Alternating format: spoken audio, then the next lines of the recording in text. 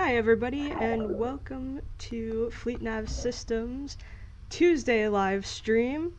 We are not ending in spite of what your screen may have said just a second ago. It's great to see everybody on here. Today I have Trooper Brent Hoover here from the Indiana State Police. He's going to be answering questions for hours of service and ELD stuff, and of course if you have a Geotab ELD question, I can definitely answer that. Also, you know, inspections and everything else. Let's make sure I've got everything working. Trooper Hoover, are you there? Yes, I can hear you. How am I coming in? On my end, you're coming in great. If anybody here would like to let us know how Trooper Hoover's coming in on the sound check, there's only so much I can do on my end to make sure it's coming through for you guys. Right, just waiting. I think we're good, Trooper Hoover. So if you want to, I guess, just kind of getting into this, we've got some people on here already. We've got, yep, looks like Jim says they're here. Thanks, Jim. Good to see you. All right. So if, I guess just kind of as introduction here, it looks like we've got a lot of new folks on the channel. We've got, I don't know if it's Dave or Catherine or both of you guys from Smart Trucking. It's nice to see you guys here. But they said that that we're both coming in nice and clear. So for anybody new to the channel, yeah, we do Tuesday live streams every Tuesday. Go figure, 3 p.m. Eastern usually. And today, like I said, we've got Trooper Hoover on. This is not a live call-in show like it usually is, just so that we've got, we can get enough questions answered. So any questions you have, please put them in the chat. We're gonna get to them as best as we can.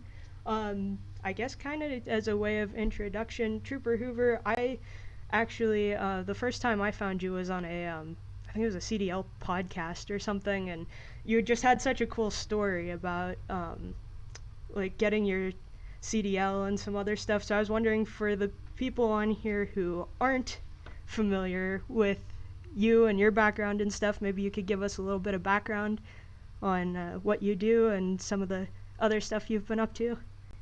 All right, awesome. Well, like you said, my name's Brent Hoover. I'm with the Indiana State Police. I'm assigned our Commercial Vehicle Enforcement Division. I've been with the Indiana State Police just over 15 years now. The last 10 years I've spent in our Commercial Vehicle Enforcement Division. In that time frame, I've obtained my Part A and B certification. But what that means is I can check everything from the driver's license CDL to the tires, brakes, all the good stuff. I got my basic hazmat and cargo tank certification. I'm also a Part B instructor for the National Training Center. So what that means, and I've had that certification last 2 years, basically I can travel around the state or any other state, any other states, and basically instruct new inspectors. So I've jumped in on the training side of things, and then also the last 2-3 years I'm the chief administrator for the Indiana State Police Commercial Vehicle Enforcement Division's Facebook page. That was kind of my brainchild. I'm a big believer in that, and there's so much more we can do. We can spread information just past just the roadside inspection or just that stop or that ticket. There's more that there's more ways that if I can share a violation of the day, something I've found personally along the road, and share it with a greater social media audience. My personal hope is that they can take that and look and avoid those issues. Because for the longest time, I noticed there was this bit of a gap, and kind of had the mantra, I want to bridge this gap between the commercial drivers, us as inspectors, because at the end of the day, we both got the same thing in mind. Us as inspectors, we want that vehicle, the driver, everybody on the roadway to be safe. And of course, the driver wants to get home safe. So through that combination, I started using social media, finally got it approved through the department to expand that. and basically have that as an outreach for drivers to ask questions and to basically for us to share tips and tricks to avoid those roadside violations. So, but that's a little bit about me. So I'll turn it back over to you and let you steer it in the direction we're ready to go. Awesome. Well, yeah, I have to say the social media stuff is really cool. That's how you and I got in touch, was through your Facebook page. It was really easy to get a hold of you. I know you've answered some of my ELD questions in the past. I also saw you've got a Twitter account, and was appreciating some of the memes you had up there. And you had like some Christmas lights or something with like a in the shape of a truck getting pulled over by a DOT officer or something like that. Was pretty great. Yeah, that was each year. I don't know if my wife's impressed, but each year I've been kind of expanding my Christmas light display. I'm originally from Santa Claus, Indiana. Oh, excellent. So when me and my wife got married, I warned her. I said, "You're marrying a boy from Santa Claus, Indiana, so we're going to have Christmas lights." And we live out kind of in the country right now. And she's like, "Who are you decorating for?" I said, "Whoever will drive by." So yeah, this last year I've had quite a few people hit me up and say, "Hey, we just went out to drive by your house and look." So. But yeah, I incorporated a DOT truck stopping my cab over. That's amazing. Well, if anybody wants to see some really cool Christmas lights and also some really good like compliance and enforcement memes, I definitely recommend Trooper Hoover's Twitter page. The link is in the description below the vehicle. I also, if anybody's interested, I grabbed some other videos that Trooper Hoover's done, because he's got a ton of stuff on like different kinds of compliance and inspections that he's done on other people's channels, so you can check that out too. Trooper Hoover, one of the things that I was really appreciating is just kind of like what you've got up on your Facebook page about, education versus citation, and you touched on that a little bit before. I know, like, my job here at FleetNav, one of the main things I'm doing is trying to make sure that as many people as possible get as much information as we can get out there. What do you are there any things in particular that, or I guess in general, or particular, that you'd like to, that people can be watching for when it comes to hours of service or their ELDs, like specifically, I guess, when it comes to ELDs, what are some of the most common violations you see that people could really easily avoid if they just knew what to be looking for?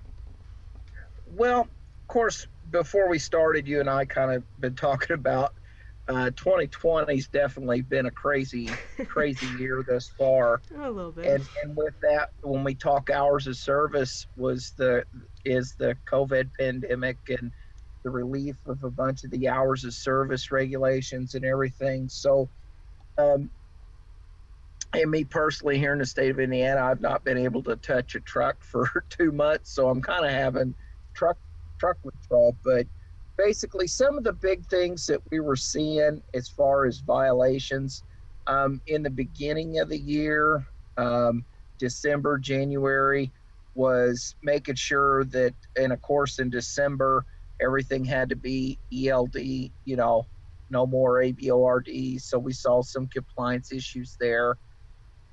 And then the next thing was, of course, the big mega carrier had a issue for a week or so. So there were some things that, we were kind of forgiving on. But then we started really noticing violations of personal conveyance. Guys were using personal conveyance when they weren't supposed to be. And I tout this a lot. If you've got any questions on personal conveyance, the FMCSA did a really good job on their webpage. So you just type in FMCSA personal conveyance, frequently asked questions. That is the go-to resource on what you can do for personal conveyance. So knowing when you can use it, when you can't use it. And so basically we're seeing a lot of folks that they would get to their 11th hour and go, oh, well, the truck stop I want's about 30 more minutes, and they drive personal conveyance. Or what they were doing was offloading at a carrier or a shipper, offload, empty out, and when you read the personal conveyance, it says a short distance. So within the same town, within the same area, but we were getting some drivers, they were going, 3, 4, 5 hours down the road, and then stopping, claiming personal conveyance. So just those little things. And I thought I saw someone ask a little bit about like ELDs versus paper, if we're seeing more falsification.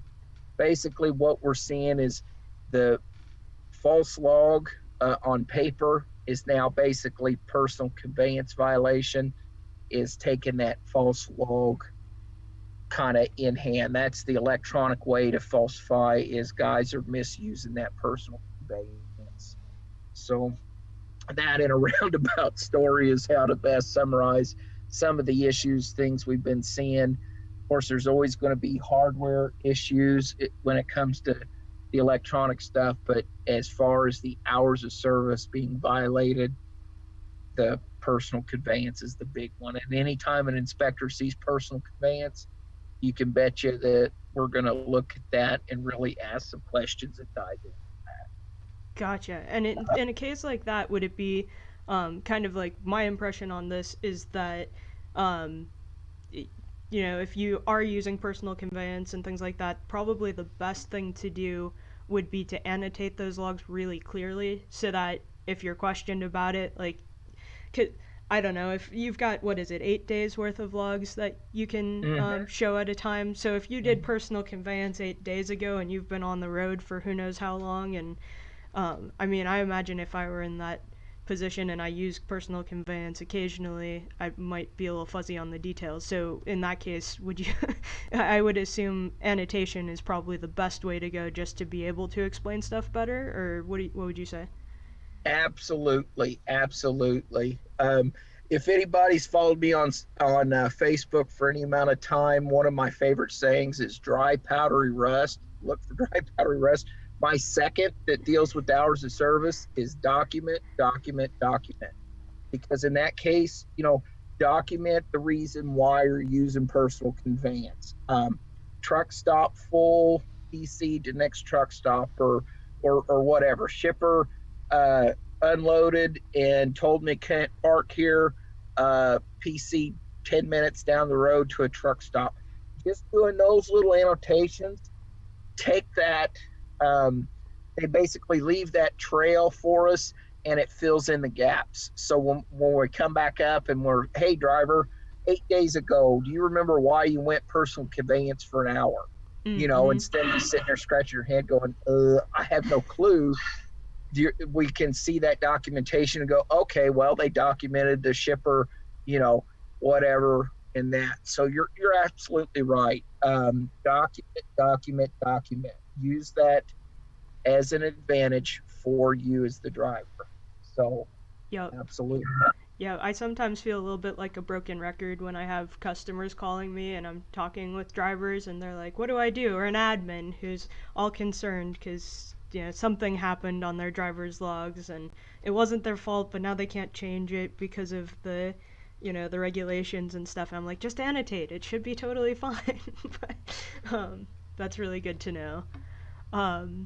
Yeah, kind of, I guess, along that line, somebody asked a question earlier, or actually, I do see Mark from Trucking Answers is in here, and we had a question probably months ago on one of his streams that neither of us were quite 100% sure on, but Mark's the actual driver, so his answer may have been more correct, but I was hoping maybe you could weigh in either way on yard moves. What the legislation is fuzzy, to say the least, I would say, on like what actually constitutes as a yard, and then like where would it be appropriate to actually do a yard move. What are your opinions on that? Okay, so and I'm just kind of reading this off of some yard move information that I received early on in the ELD phase of things. So as most in the trucking industry knows by now, ELD mandate creates two separate driving categories called authorized personal use and yard moves.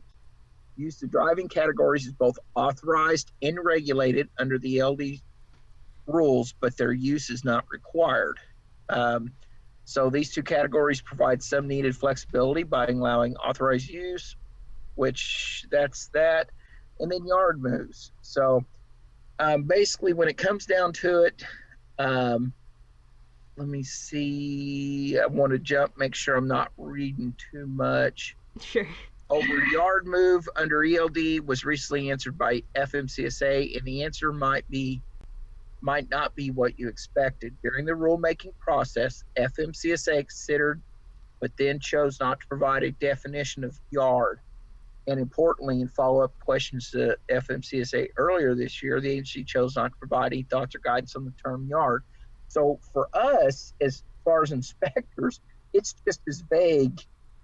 It's just as vague for us. So we just, oh gosh, we love these because this just makes our job so much more complicated, because that's what we need right now is more complications. But they never officially defined it. So without a federal definition or guidance, trucking companies have the opportunity to define a yard for their own operation. They should also consider providing instructions and training to their drivers on whether, where, and when they may select and use the yard moves driving categories. So some examples that they gave in this verbiage was a customer's yard, a receiver's facility, a maritime terminal, a rail ramp, a drop yard, or any similar locations. But for us, when it comes to yard moves, we're looking at, is it somewhere that you as a truck can have easy access to, but general public? So if Betty Joe's driving down the road in her Ford Excursion, can she just whip into a part, So it's more, is this something that's used by the trucking industry in kind of a sealed off, fenced off location? Okay. So us, as far as in enforcement, we just kind of, is it a customer's yard? Something like that. One issue we did run across was a company owned property, and then they owned property 2 miles down the road. And what we were having issues with was their drivers would go yard move, but then they were getting out onto public highways, driving 2 miles down the road, going back into the property, and they were claiming all that as yard move. And it was like, you need to kind of be a little more careful on that. Gotcha. Yeah, because I think my original impression, that kind of sounds more like what Market Trucking Answers had said, because I think originally what I understood was it could be pretty much anything that wasn't a public road, which sounds like a good minimum, but it sounds like it's a little more defined, or well, not defined, but what you guys are looking for then would be more that more restricted public access sort of thing. Exactly. Yeah. And the big thing there is, what are you doing with it? What, things of that nature. So if we see 30 minutes, drop and hook, yard move, that kind of, and again, document. Sure. That's going to go and just help fill in those puzzle pieces, so we got a more complete picture when it comes time to sit down and look these things over. Cool. Well, I think that definitely clears some of that up. I've got a whole bunch of questions we got from the people watching. So, guys, thank you so much for joining us. We've got a whole bunch of people in the chat right now. So I guess we'll just get to a few of these. Sometimes we joke about doing a lightning round of questions. So, I don't know, it depends on how quickly or slowly we could hypothetically call this our lightning round, just depending on, but if it merits a more thorough response, feel free. Hey, absolutely. Cool. Absolutely. But I'll remember that we're in the lightning round. Yeah. All right. So all right, so we got a couple of them. Al Johns is asking, how long do out of service violations last? 3 years. All right, so I assume he's talking like CSA and how long that's on there. Basically, what initially happens if an out of service violation, it multiplies it by 10, vamps that up. After a period of 6 months, it drops. After a period of a year, it drops. And after 2 years, it drops to a bare minimum amount. Each category is going to have a different amount, but in essence, the severity will fall off with time, but the bare minimum won't fall off. Okay, gotcha. Cool. We got another question here from Al Johns. Are there points in an inspection that companies get that drivers don't? Yes, there are. Let's just use this as an example. Say there's 100 violations out there. The percentage that just the carrier gets is very low, so less than 5%. But there are some violations that points will carry for a carrier and not a driver, and it just depends on what it is. Okay, cool.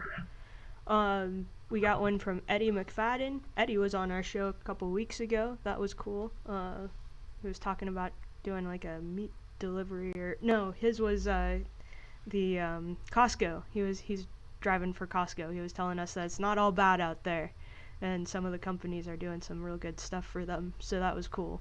Eddie's question today is if it's illegal to impede traffic. If it's illegal to impede traffic, why are law enforcement officials allowing it? Well, in the situation we've got going on, it's kind of like if you're trying to dam up a stream and all you've got is 3 bricks, you're probably not going to get it done. So it's a whole lot easier to say, we're going to take enforcement on something when we've got plenty of troopers and law enforcement and National Guard back there to back us up, but it's much harder to act on that as quickly. You think it would be that easy, but years back when I was on the riot team and stuff, we had a bunch of various trainings, and basically you got to kind of pick and choose your battles. So at some point, we get suited up, we get ready. That's when the hammer drops, and we start taking care of business. But every agency's different on when they choose to start getting that taken care of. So gotcha. That answers that. Yeah. We've got, and guys, I apologize if there's some feedback. I was trying to fix that. I don't know that there's a whole lot I can do on it, so hopefully you're not getting too much of that. Hopefully that's just in my headphones here, all in my head. Yeah, you sound good on my end. All right, so. Cool. We've got another one here from Al. He asks, are the points from a bad inspection from the date of the inspection or from the date the ticket is paid? The inspection. Okay. The inspection. Cool. So, yep, and just to kind of expand on that, if you're stopped by a local agency and all they do is write you a traffic ticket or something, that's not going to give you any CSA points. There has to be a federal inspection done. Gotcha. All right, thanks. Guys, I apologize for any and everybody whose names I butcher on this podcast. Barry McCokinger says, when things are back to normal, are you guys going to do a lengthy blitz to make up for the last 3 months? Well, I kind of saw that one flip by earlier, and that's probably one. If somebody said, hey, what's something that really pushes your button, it's when I get called a revenuer. And so I'll basically end that real short. And all these blitzes and stuff, everybody thinks that we like save up all of our time and really it's business as usual. All that means is that the feds will contact the states and collect data from us. Like we don't ramp up, and like when it comes brake check week, more times than not, the last 3 or 4 years, I've taken vacation, and I'm not. But the point is, everybody hears that and they get all worried and anxious about it, but it's business as usual. All they do is just collect the numbers differently as far as how many trucks we looked at. If they put an emphasis on checking, every yellow truck, then every yellow truck that gets checked, they'll collect those numbers. So there's really not anything different that we do during that time. And then two, again, it's, everybody's all about, oh my gosh, the revenue, DOT is going to come out here and slay us when everything gets back. No, it's just going to go back to business as usual. We're going to go out. We're going to, start checking trucks. There's going to be a lot of rebounding, bouncing back and forth. And frankly, us as enforcement, we were talking the other day, and with them changing some of the hours of service changing coming, it's really going to throw a wrench in things. So as far as me personally seeing it getting back to normal, I don't see that until at least 2021 getting back to fully normal, because once it does get back lifted off of some things, then we're going to have new hours of service to learn, and it's going to be a fluid situation for the next few months, definitely. Sure. Yeah, I'm glad you brought that up, because I know we've had a lot of customers who reached out to us. They were like, is Geotab going to fix their ELD? This is, they were like, the new hours of service are coming. Are they going to actually update their software, or are we just stuck and we have to make up for that? And, the best answer to that is right now, like, as far as I know, that legislation, like, it's out, but it's still, I think there's still some review they have to do before it's officially official or something. Yeah. Oh, exactly. Like we had guys ready as soon as it came out. In fact, the last radio interview that I did was that day. It was announced like that morning. So we were scrambling, going, oh crap, we got to read through this and try to figure this out. And we had guys ready to go. They were ready to start implementing. We're like, no. Yeah. There's 120 days. It's not even going to go into effect till September. And like I said, we got to get through COVID. We got to get through this and that. And, yeah. Yeah, so anybody who's anxiously watching all of the new ELD stuff and hours of service laws and stuff, that's not even going to be in effect until September. And I know if you're running a Geotab ELD, Geotab's very, very closely paying attention to all of the legislation stuff. I think they're even, they've got people talking with people, like, I think, who are making the legislation, like at the, the CVSA and, in the FMCSA and stuff.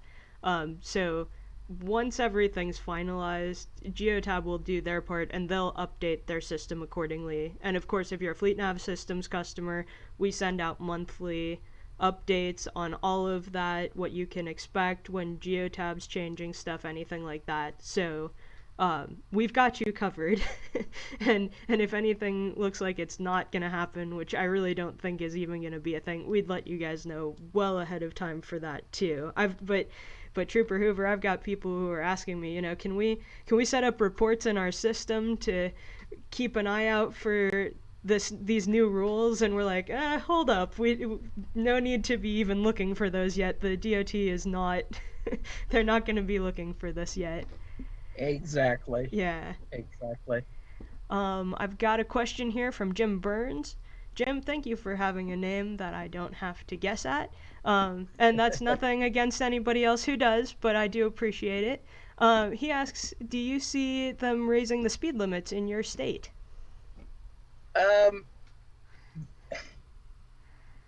And I'm a little fuzzy on this, but I just went through our legal update and there was nothing passed that's going to come into effect anytime soon.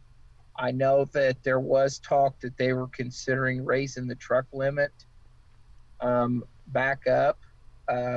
Me personally, and I'm wearing my Bass Pro Shop, flannel shirt. I'm talking just Brent Hoover right now. Here, we'll put up our "this is not legal advice." Yeah, exactly.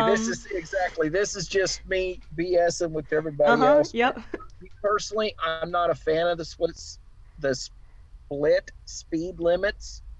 I'm not really convinced, and I'm starting to see more states going away from that. So hopefully Indiana will make that change. But since we're on the topic of that, something that is legal advice, which as the trucking community, you guys have been hands-free, Bluetooth and all that for every time else, but any non CMV driving folks that are listening, state of Indiana, effective July 1st, will be a hands-free state. So we're going to require Bluetooth devices, hands-free calling. So if you got any relatives that live in the state of Indiana, driving past your cars, past your vehicles, let them know, hey, July 1st will be hands-free for those types of devices. For everybody. That's yes, passengers. For everyone. Okay, yep. Four-wheelers too. Cool. Okay, good to know. Yep. Good to know.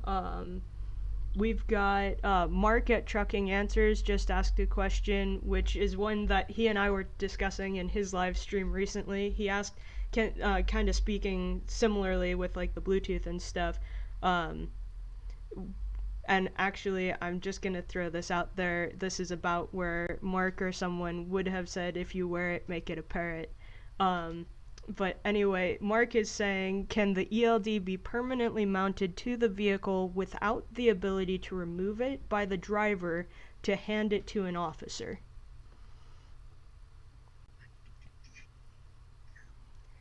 I tell you what, let's jump to the next question. Give me just a second to look that up.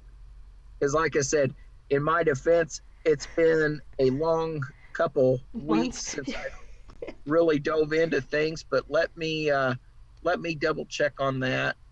Sure. Yep. Yeah, because we will come right back. We'll get back to that one, Mark. Good job for stumping Trooper Hoover on our lightning round. Well, not necessarily stumped. I've got an idea. I like to know 100% before I say yes or no. Understood. Yeah, because we were discussing this recently. We had he on his, I think it was on Mark's live stream, because my understanding of that one is that you do need to be able to, like, it's got to be securely mounted, but it's yes, if it's a portable device like a tablet or a cell phone, it's got to be mounted in view of the driver. Paper logs, portable. So like portable ELDs, if a driver uses a portable ELD, the motor carrier shall ensure that the ELD is mounted in a fixed position during the operation of commercial motor vehicle and visible to the driver when the driver is seated in normal driving position. Let's see. When requested by an authorized safety official, motor carrier must produce ELD records in electronic format either at the time of request. So a way of that is by letting us see it, or sending that in. Where did let's see, driver responsibilities, ELD.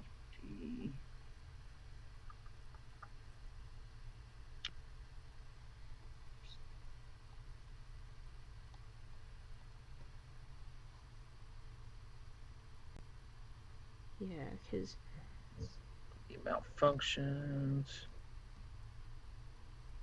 Records on ELD. Driver must be able to access their own ELD records.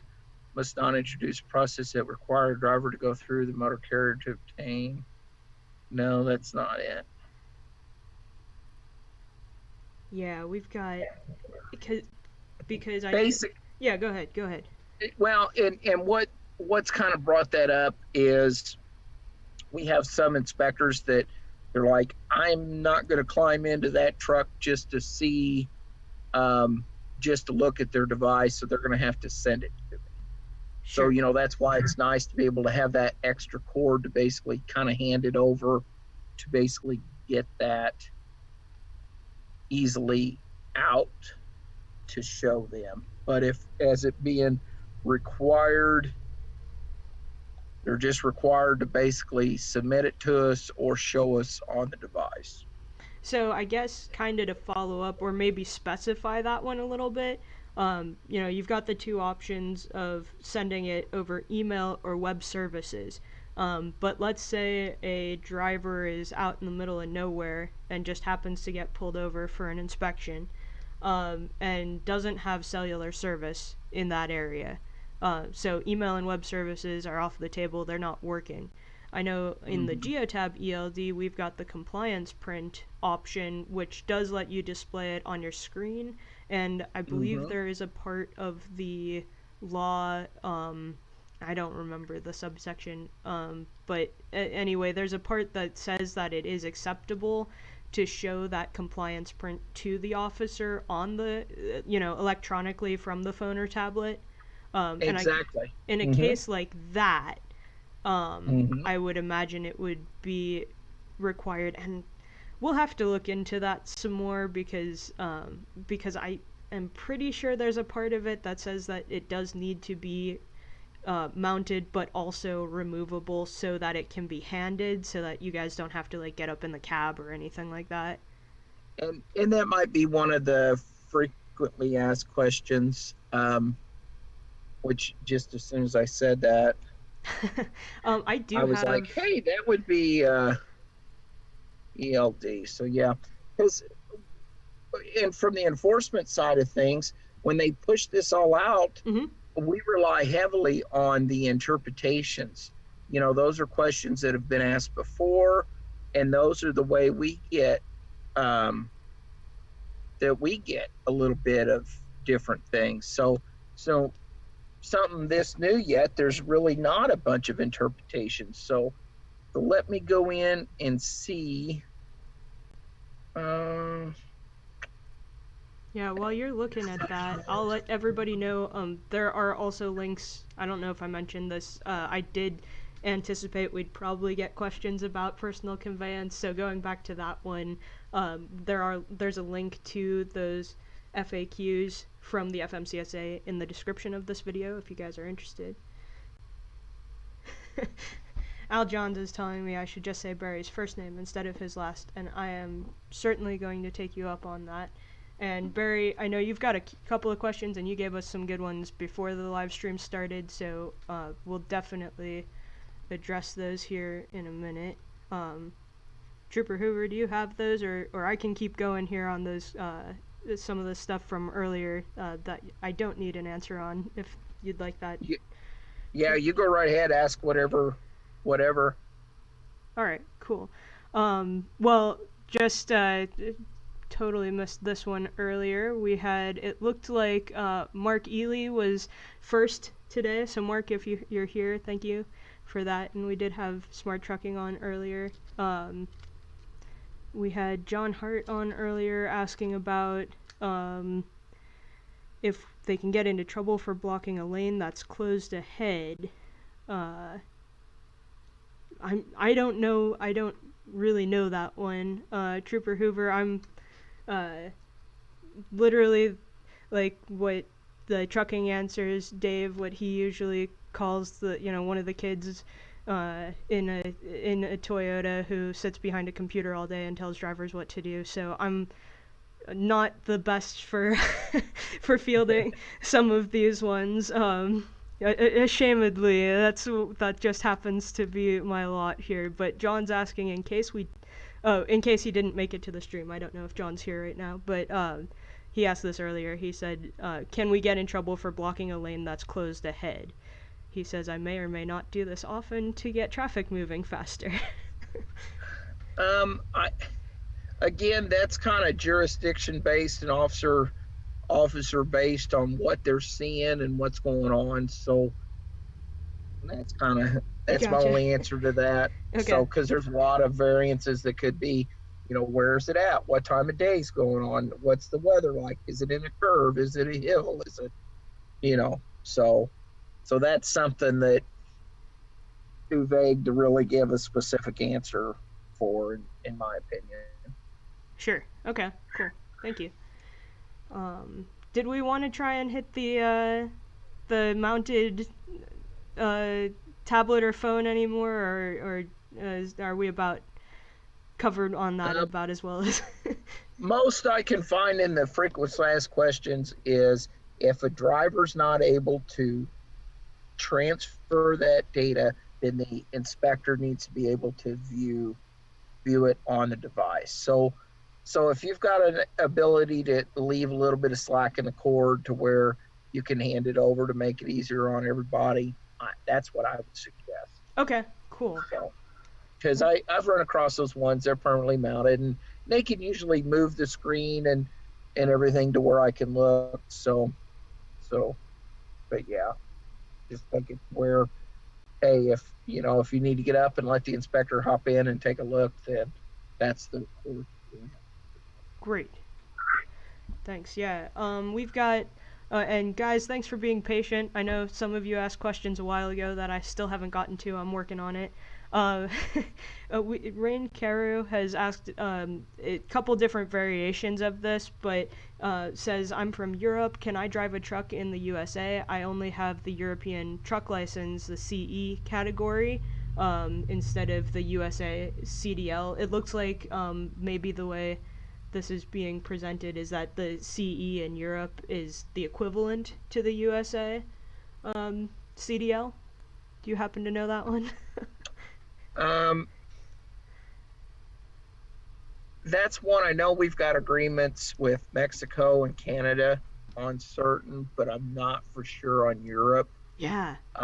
And a lot of it goes back to if you move over here and you're basically pick up a residence here, you're going to have to go through the state to obtain, CDL documentation. Like near me, I've got a large farm and they've got folks from like South Africa and some different places. And basically they just come in and then they get temporary driver's credentials through our state's BMV services. Then that makes them legal to operate. So, if it's one of those deals, you're vacationing and your buddy lets you hop in his Kenworth W900 and cruise down the interstate, you happen to be going a little faster, we probably won't throw the book at you there. But if you're operating for a company and that's all you've got, there may be some issues tied into that. So. Gotcha. All right. Cool. Thank you. And you faded out just a tiny bit towards the end. I think we got all of it. I just wanted to let you know in case your mic. Okay. Yep. All clear now. Yep. Good deal. All right. Barry did ask a couple of questions way earlier on, and Rain says thank you for answering. Yes. So I'm gonna try and get this right. And Barry, if you're watching, please feel free to correct this if I don't have this quite right. Barry says, I've been allegedly, in air quotes, I'm using air quotes, he actually used real quotes, using the 150 air mile ag exemption for all produce in loads, meaning I pick up off duty and then proceed loaded till I reach the 150 mile radius and then go on duty driving. And so he asks, I think what he's asking is the 150 air mile ag exemption for produce? Yes, if it's from basically the first source of that, then yes. So let me see, agricultural commodities to market, yeah. So if he's basically picked that up and is transporting that, he does qualify for the 150 ag exemption. Okay. And he's doing it just right. So basically once he runs out of that 150, he stops, transfers over, and he can then I do want to tell him be careful with that, because like with everything else, each inspector, each state's going to be different, but there's certain ag products that get kind of vague on it. So, like, say you're out in, I don't know, California, and you're picking up produce straight from a farm. That's easier to say than if you're at a Kroger distribution center and you're picking up processed, fruit and stuff like that that's been processed. Some states consider that processed and don't give it, to where it's more the raw commodity. Okay. So just be careful.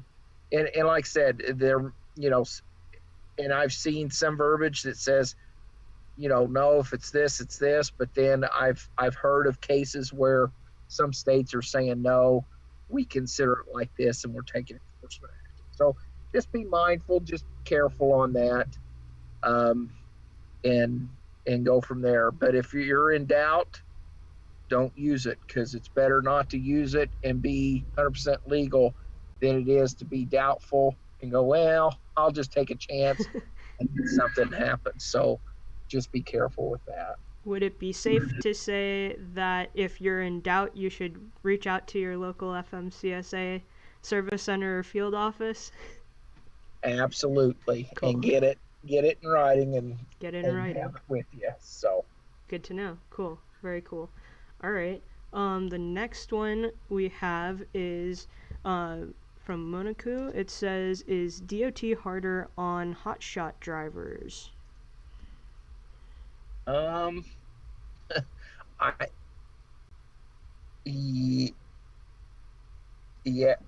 Yes and no. I Okay. mean, sometimes those are the guys that are just kind of getting started, so they make mistakes, and those mistakes add up to a lot more violations than just a regular inspection. So that guy that's set up with a good carrier and all their stuff squared away, does it seem like the poor guy driving a hot shot might get a few more things? But then again, I've ran across some hot shot drivers. They're the most squared away, got their equipment, paperwork. So a lot of it is just how well are you organized and know what you're doing. So cool. So that's kind of, are we more hard on them as far as looking them over?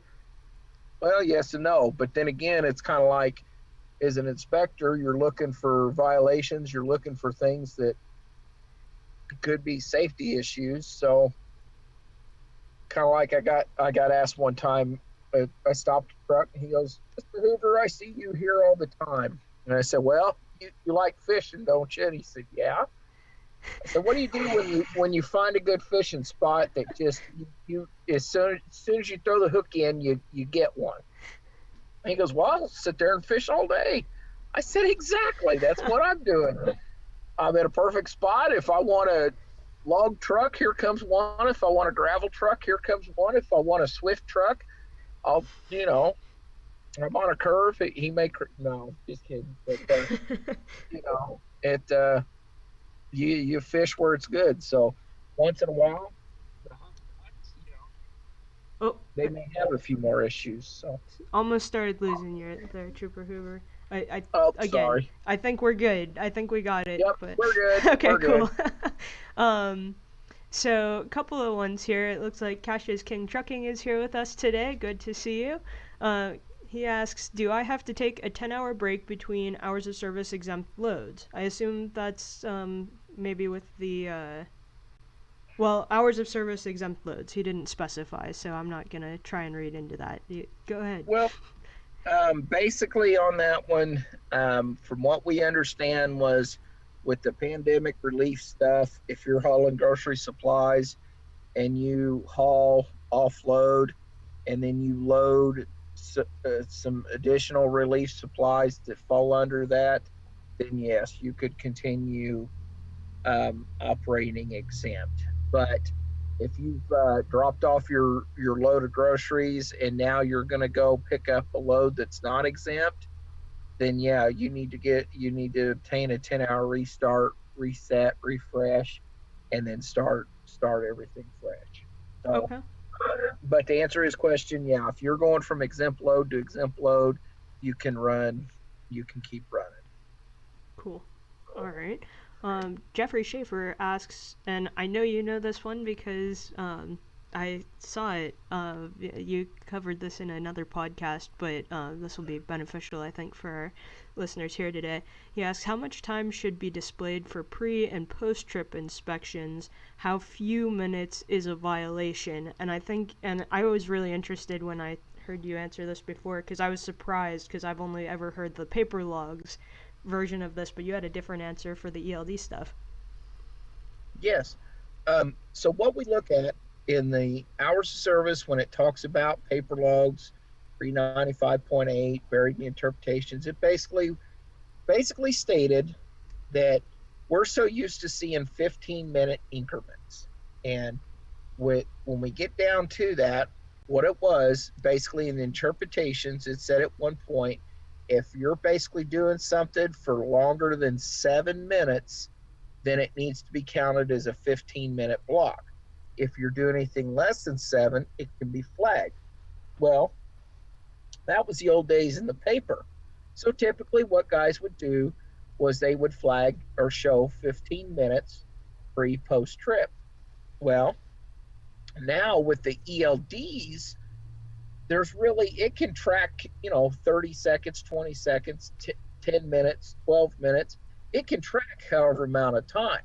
So basically, you just need to show whatever it takes you to do a good, thorough pre-trip. Whether that's 5 minutes, it's a truck that you operate each and every day, you know it in and out, or a little bit longer, a truck you're not familiar with, you're really going through. So for us, as long as it's being shown that it's being done, there's really not a violation. Where I like to really document violations is when I start finding them. And then me and the driver, I love my favorite question is, hey driver, did you do a pre-trip this morning? And I let that go one of two ways. If the driver's honest and he says, you know what, officer, I hopped in it and went, I was, whatever. If he's truthful, I'm much more willing to work with that than if he says, oh yeah, I checked everything was tip-top shape, and I've got 10 things already wrote down wrong on my notepad. I'm going to doubt that he actually did one. So, basically the thing there is show the amount of time that you need to do it right. So, but we're not going to be looking for, oh, you went 8 minutes and it should have been 9.5 minutes. We're not going to be looking at that. Okay, cool. And then I guess kind of following on that, something else that I had heard you mention was about the requirements for a pre and post trip inspection, because from what I had seen, I had always been under the impression that only one of them was required, and I want to say it was the post trip, but I could totally be off on that. But it sounded like you had mentioned at some point on a different interview that that actually somewhere buried in that legislation, both of them are required. Is that right? Yes, you are required to do a pre and a post trip. A lot of folks will just kind of roll that in, and like I said, the big thing there is, well, my post trip, I get out, kick tires, and at that point I'm ready to get out of the truck and go home, and we totally get that. So if it's one of those deals that you're just flagging it off duty, post trip, boom, and then you're the type that you'd much rather come in and do a good thorough pre-trip, that's fine. But just remember, they both have to technically be flagged as being done. Great. Thane came into the chat here and says, Trooper Hoover, thanks for your time. Hey, thank you. Yeah. So there's actually one I missed earlier. Apparently, like Mark over at Trucking Answers, I lose my place when there are enough people in the chat. So, but the Dave and Catherine over at Smart Trucking said, as the coronavirus curve flattens, how do you see things changing for inspections and citations? Well, as the curve thing flattens and we're able to go back out and start working again, you're going to start seeing more inspections, and of course, more inspections, you'll see more violations. And with violations, you'll see inspections go up. But with it being all right, man, we're back at it, go out and hammer them. No, we're just looking forward to be basically, going out, stopping trucks, start resuming things. So, and then that kind of leads on. I see somebody asked about quota violation. Yeah. No, we don't have quotas. We just go out and we work. If we find something, great. But then again, at the end of the day, clean inspections help drivers, help carriers just as much as bad inspections. So our bosses are, hey, as long as you're going out doing inspections, that's all we want you to be.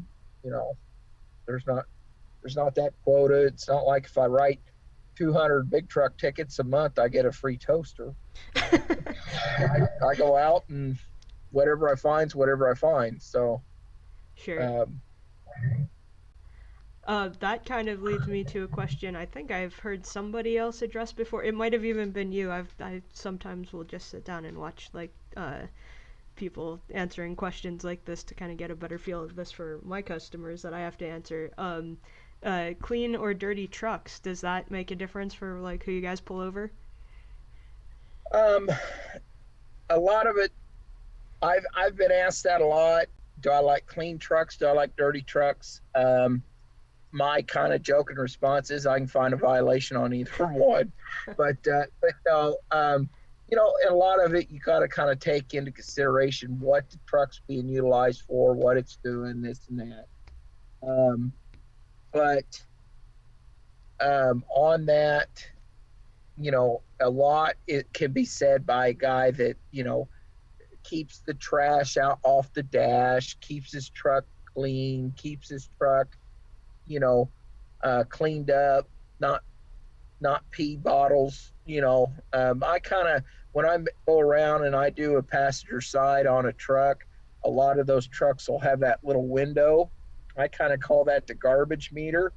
I get to see how much garbage is stacked up when I crank open the driver's side door. I'm kind of looking around because that real quickly tells us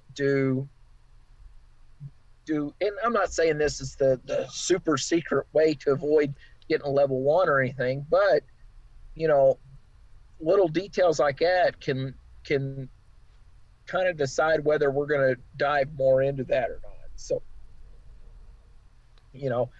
I've stopped guys that the truck was just in a truck show on Saturday and here it is Monday and I still find something, Sure. But I'm not saying that it's not impossible, and I'm not trying to come across as being mean or anything, but again, it's like things can be overlooked, but try to do your best, keep a clean truck, stuff like that, and it's going to go a lot further. Because if we look in and it looks like a pigsty, we're going, okay, if they came, keep the inside of the truck somewhat straight, are they getting it maintenance? Are they doing this? Are they checking it? Are they doing their pre-trip like they claim they are? If they're not even walking a bag of trash over to a trash can, are they walking around the truck? So just things, it's all impression, what you can do with your impression.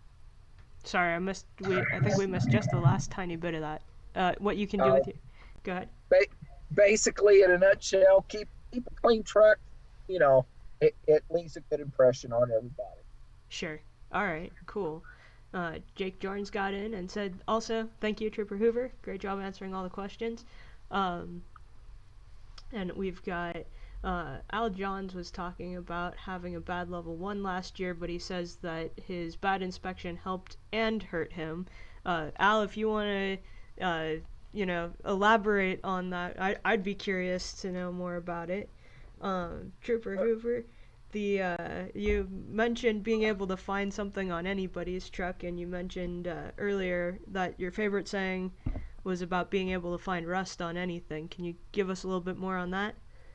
Yeah, what the story kind of goes back when my sergeant took over our squad. He noticed a bunch of shiny truck pictures on my computer, and he was joking with me. He goes, Hoover, you need to start stopping some junkier trucks if you're going to find a violation. And I said, no, Sarge. I said, pick a picture. And he pointed to a blue and white truck. And I said, the front right turn signal was burned out. And he picked another one, and it was real shiny, black and red. When I said the DOT numbers were incorrect on the truck, and he pointed at an orange and white one, and I said, no fire extinguisher. So, you know, any vehicle, it's as picky as you want to be, you could find something. But the big difference there, as far as, you know, is attitude. Have a good attitude about it, because there's things that if the, you know, I understand, hey, if something just broke or something minor, you know, I get it. It happens, you know.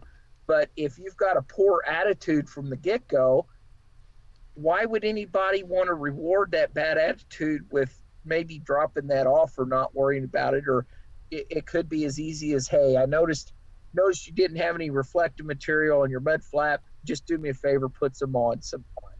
To where if the driver's not being very pleasant, why am I going to extend him that courtesy if he's not even being somewhat courteous to me? So just kind of doing that, you know, that type thing, and expanded on Al's, you know, my bad inspection helped me and it hurt me. Well, what it is, the way the feds use these inspections is if they're receiving data, that's good. That's basically, there's different categories. So probably in John's case was he may have gotten hit on maybe a vehicle maintenance, but then he passed his hours of service. He passed his driver's part of things. So it helped those aspects of his score, but then his vehicle maintenance score kind of hurt. Same thing with, and I see this a lot, is these little companies, they'll maybe have 3 or 4 trucks and they're hardly ever stopped. Well, and next thing they know, their safety score's real high. And they go, but we keep clean equipment and have good drivers. Well, but you're not getting inspected. You're not turning in any information. So what's happening is the system is basically ratcheting their score up so that it basically flags them for an inspection so they can get a glimpse of what's going on. So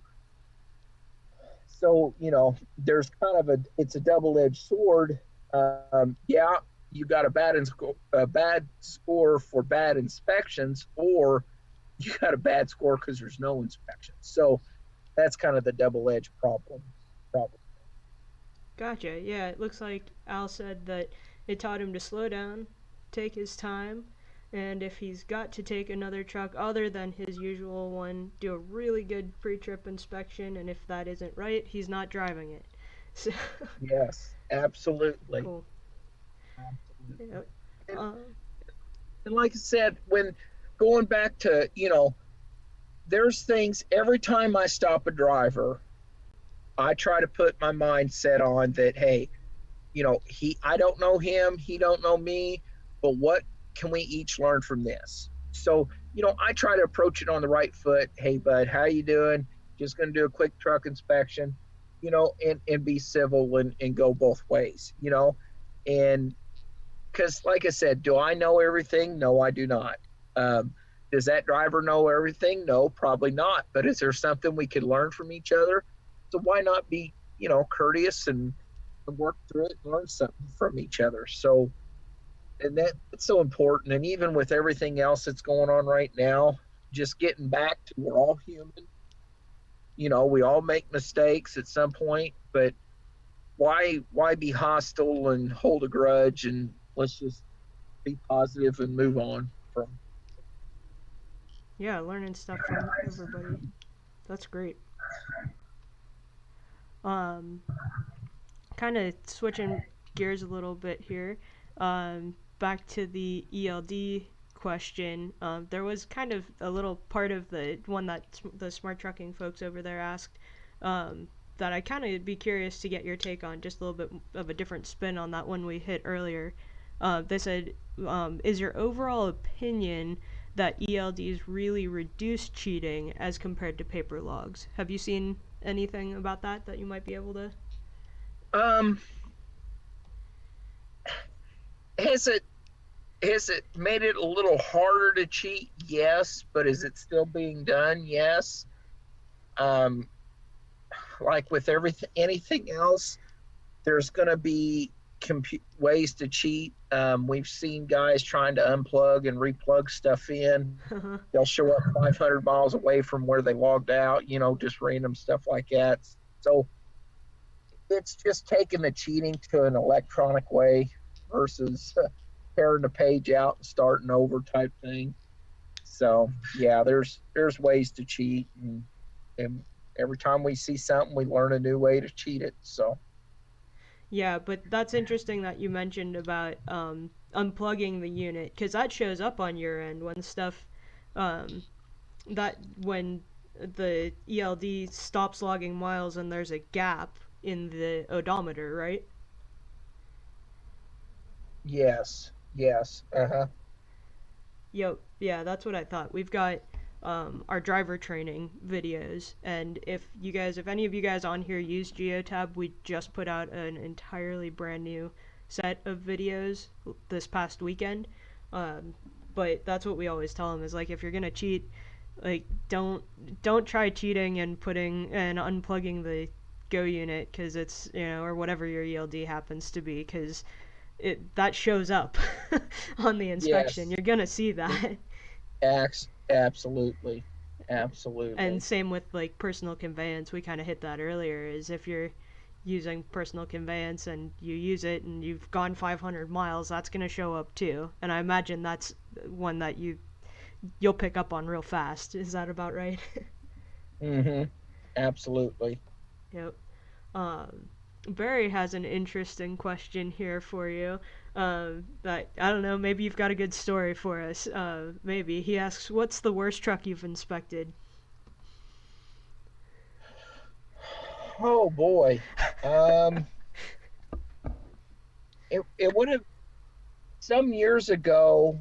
I stopped a log truck, and of course, log trucks they get bad, but you know what? I stopped a log truck one time, and I looked that thing over, and it I put CVSA decals on it, so it's not impossible. But this one, it was, yeah, I was there about 2.5 hours, about 3 pages worth, but a lot of it goes back to just preventative maintenance, taking a bad tire off when it's ready, you know, checking things over. And then the big thing is, the drivers, and what a lot of company owners and mechanics need to realize is this is a revolving situation here. You know, it's not necessarily the 100% the driver's, as far as the driver can look over, he can identify a lot, but then it also takes the mechanic doing his part. It takes the boss man writing the check to get things fixed. So a lot goes into maintenance on a vehicle, once in a while. And that's where on some of these violations I find, I may be on a creeper or at a scale in a pit, and I can see something that maybe this driver's not going to see on just a normal walk around. So I try to take that in consideration, you know, but on whether or not, I write him a ticket for it or just warn him or, point it out to him. But yeah, so I've been around some that are, it probably would have been better just to call the wrecker and take it to a junkyard, because it was, poor thing was wore out. But yeah, we could be here all day talking about stories like that. Sure. We've got Michael Muller joined us. Hi, Michael. Good to see you on here. He says he got pulled over in Montana, I think, and got inspected. All lights worked when the officer was walked around the truck, and after he finished, he gave him a past inspection and a ticket for a headlight out that had burnt out. He had a replacement bulb and told him he could have told him and he would have changed the bulb. Do you get stuff like that where stuff goes out while you're inspecting? Have you seen that ever much? Yeah, I've had it where trucks will come to a stop, all the brakes and turn signals are working, and then while their foot's sitting on the brake, I'll hear, or a pop, and they'll blow a fuse. Wow. And then, but then that always, then that comes into play. The driver goes, I don't know, the fuse must have blown. So I'm like, okay. I said, you got a spare fuse? And he goes, no, why would I have one of them? Well, in 393.95, it's required to have spare fuses. So did I write him a warning for inoperative lights? No. But did I write him up for not having proper fuses? Yes. So in some inspectors, they'll do things like that, but I try to go off of, hey, I know that the roads here in the state of Indiana are not that smooth, and it beats and tears stuff up. So things are bound to bounce and come loose. And I kind of leave it to how much is that driver willing to make a correction, So perfect little quick scenario. I said, hey, driver, I noticed your brake light's not out, or your brake light is out, and I noticed the wires are dangling. And I said, if you want to run back there and plug it back in and mess with it, we'll see if it starts working. And he goes, nope, I ain't no mechanic. I ain't going to touch it. So I said, okay. I wrote him a violation for it, and he sat there for 4 hours waiting on a mechanic, and the mechanic literally drove 2 hours to get to him to basically plug in the brake light, No. So, but then again, I've had folks that I say, hey, your brake light's out. And can I hop out and look at it? Absolutely.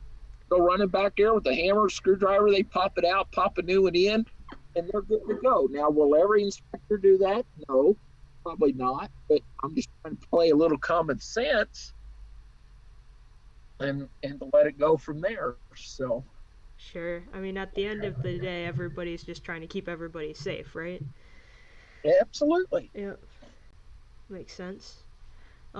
Scott, looks like Al's been in here. He says he's been working at his current job for a month and didn't want to be that difficult employee.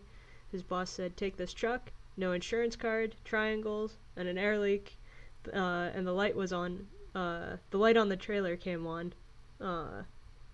He said the trailer light came on because he picked up debris going across the 55 bridge in West Memphis, and that triggered that level 1 inspection he got before. But, hey, doesn't sound like a good one, Al. That must have been not... Hey. Yeah, well, like you said, you learned something there. Michael says some companies don't trust their drivers to give them spare lights. Have you ever run into stuff like that, where it's more on the company than the driver? Yes.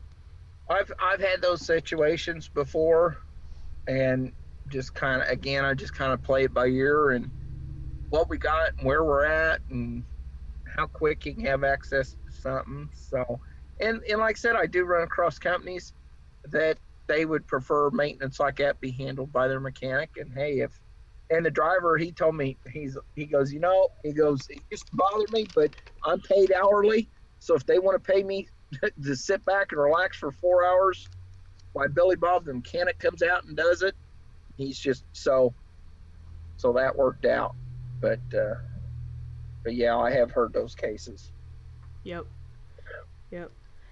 Well, Trooper Hoover, it doesn't look like we currently have any other questions, so unless somebody put something in here in the last minute, I was wondering, do you have anything, if you could give drivers a piece of advice that would help them in their inspections, help make things go easier, avoid any common stuff, like what's the main thing you would like to tell drivers who are doing all this stuff and on this call looking for some good advice on how to ace their inspections and everything else? Well, the big thing they really need to do when it comes to the vehicle is get back to the basics.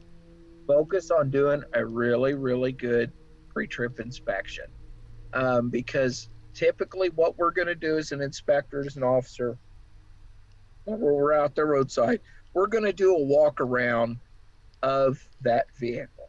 You know, and a walk around inspection almost perfectly mirrors the CDL required pre-trip.